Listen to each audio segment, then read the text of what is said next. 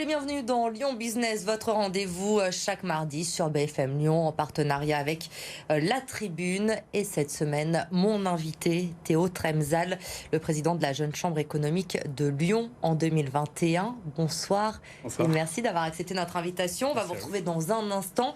Mais d'abord, on va débuter cette émission avec l'info de la semaine.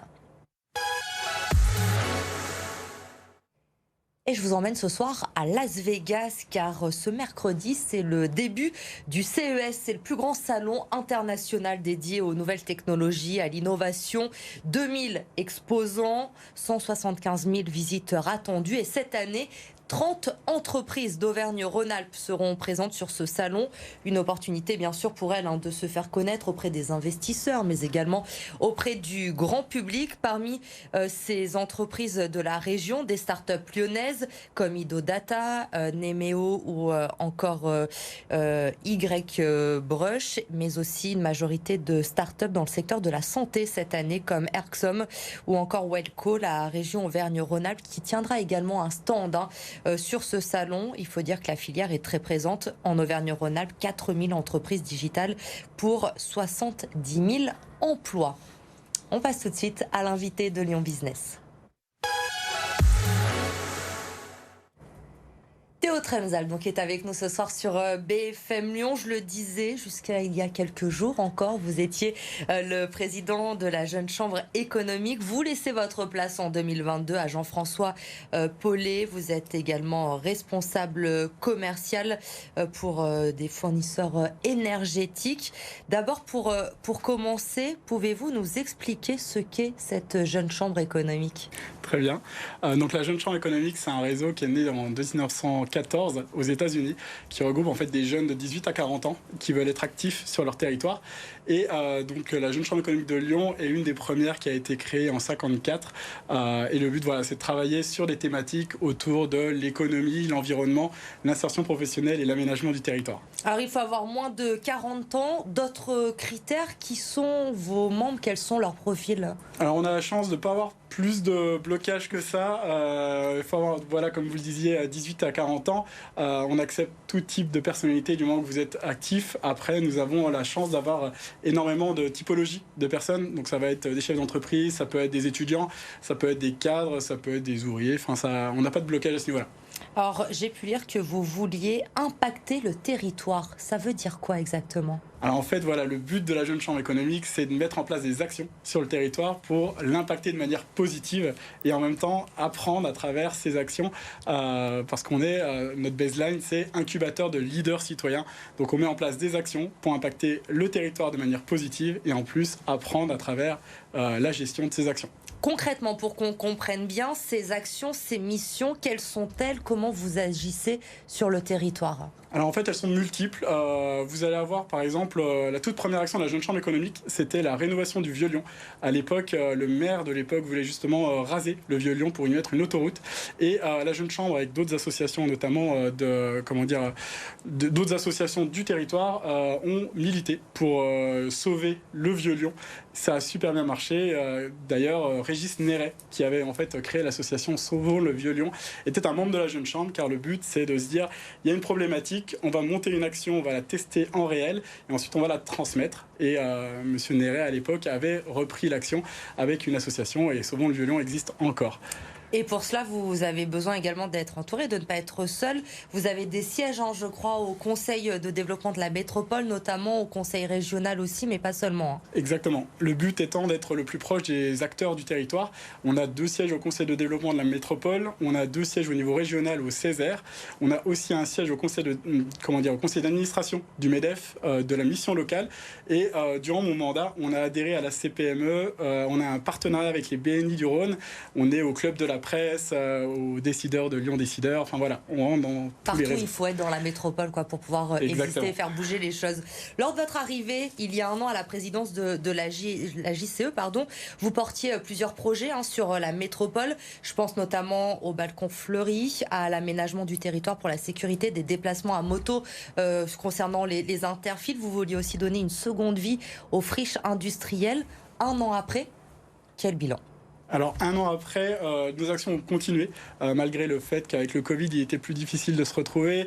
Bien sûr, les collectivités sont aussi très prises de par justement cette situation. Mais on avance assez bien sur nos sujets. On a d'ailleurs plusieurs actions qui vont aussi voir le jour. Et cette année, si je peux me permettre, on a donc mis en place une action qui a super bien marché, qui s'appelle le Formatour Challenge, en partenariat avec la préfecture du Rhône, qui a pour but en fait trois phases. La première, c'est une formation de prise de parole en public pour des jeunes de quartiers prioritaires de la ville par nos formateurs, parce que la Jeune Chambre économique est organisme de formation. Une soirée de concours d'éloquence devant un parterre d'entreprises, justement pour leur donner cette visibilité et mettre en pratique ce qu'on leur a appris. Et derrière, un atelier du CV citoyen, qui est en fait le deuxième CV qu'on met en avant pour valoriser les expériences associatives. Donc l'importance de l'information également. Vous le disiez, votre mandat a évidemment été marqué par cette crise sanitaire, par ce contexte. Vos projets ont dû aussi s'adapter à cette crise ? Exactement. C'est vrai qu'il a été plus compliqué de retrouver tout le monde, de relancer une dynamique. Ça faisait justement partie de notre programme. On avait appelé notre programme AVA, Action, Visibilité, Attractivité, car il fallait relancer une nouvelle dynamique. Et je pense qu'en tout cas, avec les retours qu'on a pu avoir, je pense que c'est chose faite. Quel bilan vous tirez justement à la JCE de cette crise ? Quel impact elle a eu finalement ? Finalement, cette crise a eu un impact chez nous, en tout cas dans le moral, dans le sens où fallait relancer, comme je le disais, la dynamique. Mais de l'autre côté, on a cette envie aussi de pouvoir être impactant de manière positive, dans le sens où il y a beaucoup de choses à mettre en place. On a vu le monde de l'événementiel, de la restauration qui a été très impacté, mais pas que. Et aujourd'hui, on travaille notamment avec les collectivités en place pour justement être impactant de manière beaucoup plus importante.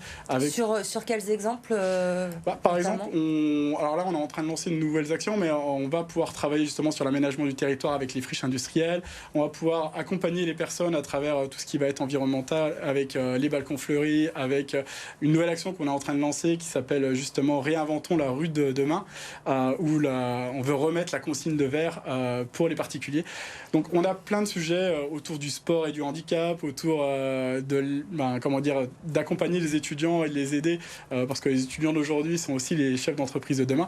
Donc on a finalement pas mal de sujets assez transverses qui vont en tout cas avancer l'année prochaine. Sur le monde du travail, vous diriez que cette crise, elle a changé comment ? Elle a changé nos façons de travailler ? Complètement. C'est vrai qu'aujourd'hui, on a la visio qui fait partie intégrante, on a le télétravail qui est devenu obligatoire.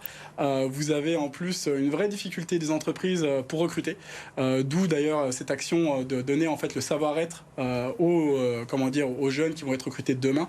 Car c'est vrai que avec 1 an et demi, 2 ans de Covid, les gens se sont posés des questions et ont changé complètement de leur façon de travailler et aussi ce qu'ils veulent faire de leur vie. Le télétravail, pour vous, c'est clairement le modèle de demain ? Je dirais pas ça, parce que c'est vrai qu'il est assez difficile de faire que du télétravail pour créer du lien, aussi pour être impactant au niveau du travail, parce que si vous ne créez pas de cohésion, moi par exemple j'ai passé 1 an dans mon ancien travail en télétravail à 100%, et on sent quand même que c'est assez difficile au niveau de la motivation, c'est assez difficile pour avoir du lien avec ses collègues et d'échanger les informations. Donc je pense pas que ce soit le modèle de demain, mais par contre on ne fera pas sans. Alors, c'est la fin de votre mandat, je le disais. Que retenez-vous, si vous aviez une chose à retenir de cette année de présidence à la JCE, ce serait quoi ? Je dirais que c'était la solidarité, parce que j'ai eu à manager une équipe de 7 personnes, alors que j'avais pas forcément d'expérience au niveau de management. Et cette solidarité, c'est qu'on s'est rendu compte que si on faisait rien, en fait, il se passait rien du tout. Et tout le monde a mis sa bonne volonté. Et en tout cas, du retour que j'ai des différents partenaires, collectivités et acteurs du territoire, on a été en tout cas visible et on a été actifs. Quand on a été président pendant 1 an, qu'on laisse sa place à Jean-François Paulet aujourd'hui, le futur, c'est quoi ? Vous restez tout de même à la JCE ? Je reste au bureau en tant que past président, donc président passé, pour accompagner le nouveau président, pouvoir lui donner en tout cas des contacts. Moi, je continuerai à faire la visibilité sur une partie des mandats qu'on a, parce que j'ai été élu là-dessus. Et c'est vrai que je vais pouvoir continuer aussi le travail qui a été fait sur les partenaires, parce que c'est vrai qu'1 an en fait de mandat, c'est très court. Vous allez le chaperonner un petit peu, les projets pour 2022? Alors, on va, étant donné que moi j'ai beaucoup travaillé sur la visibilité et l'attractivité au niveau de l'extérieur, le travail en tout cas le programme du nouveau président, ça va être de travailler plutôt l'intérieur, donc vraiment d'accompagner les actions pour qu'elles avancent beaucoup plus vite et qu'elles soient plus impactantes, et tout ce qui va être formation, consolidation en fait du travail qui a été fait jusque-là. Merci Théo Tremsal d'avoir été notre invité dans Lyon Business. Vous restez avec moi. On va passer à la dernière partie de cette émission, le chiffre de la semaine. 100 000, c'est le nombre de visiteurs hors samedi, les jours de la semaine au centre commercial de la Part-Dieu, le plus grand centre urbain en Europe, avec ses 161 000 m² de surface commerciale, plus de 100 000 visiteurs par jour en ce moment. C'est autant qu'en 2019, avant le début de la crise sanitaire, et ça devrait se confirmer évidemment ce retour du monde et des clients dans le centre commercial, puisque la semaine prochaine, à partir de mercredi, ce sera le début des soldes d'hiver. Voilà pour ce Lyon Business. Merci à vous d'avoir été avec nous cette semaine. Marie Lyon est de retour, ne vous inquiétez pas, dès mardi prochain. Merci encore Théo Tremsal, vous restez avec nous. L'info se poursuit sur BFM Lyon. Passez une très bonne soirée.